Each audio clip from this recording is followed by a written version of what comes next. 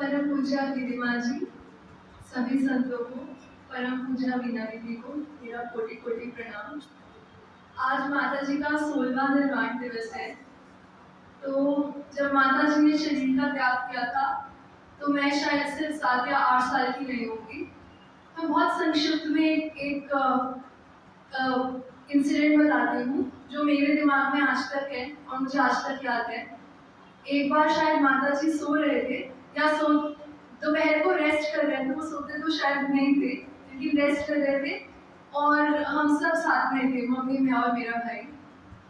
तो कमरे में माता जी के अंधेरा था और माता जी ने कम से कम 1 घंटा हमसे एक सेंटेंस बार बार बुलाया था।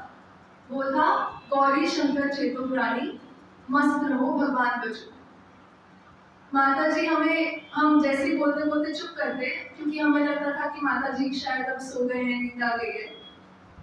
तो जैसे ही हम चुप करते माता जी बोलते कि बोलो, फिर हमें लगता कि अरे माता जी तो जाग रहे हैं।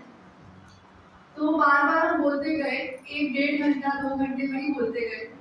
उस समय तो मैं बहुत छोटी थी तो उसका महत्व इतना समझ में नहीं आया था, लेकिन बहुत सरल सा सेंटेंस था कि गौरी शंकर चित्तो प्राणी, मस्त रहो भगवान बचो।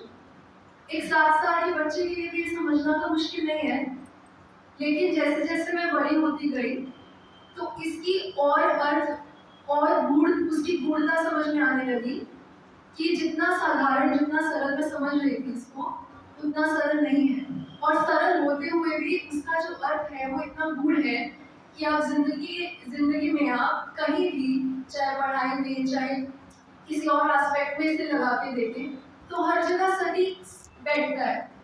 और कितने साधारण शब्दों में बोला गया कि गौरी शंकर को चेतो और मस्त रहो भगवान बचो।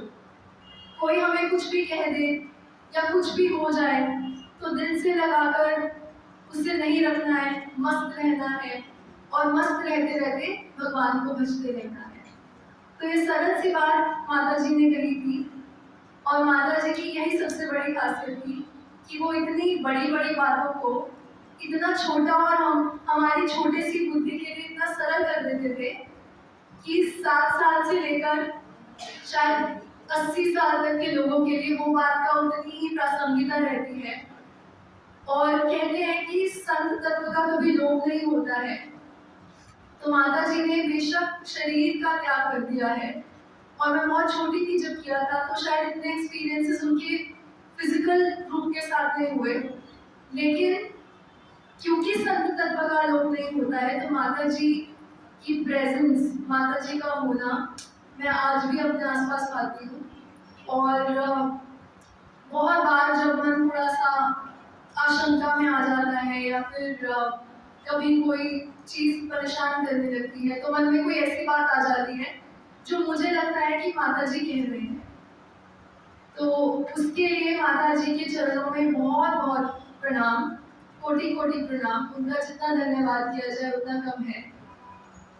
और मैं आशा करती हूँ कि माता जी का आशीर्वाद, उनका साथ, उनका संग इसी तरह आजीवन बना रहे।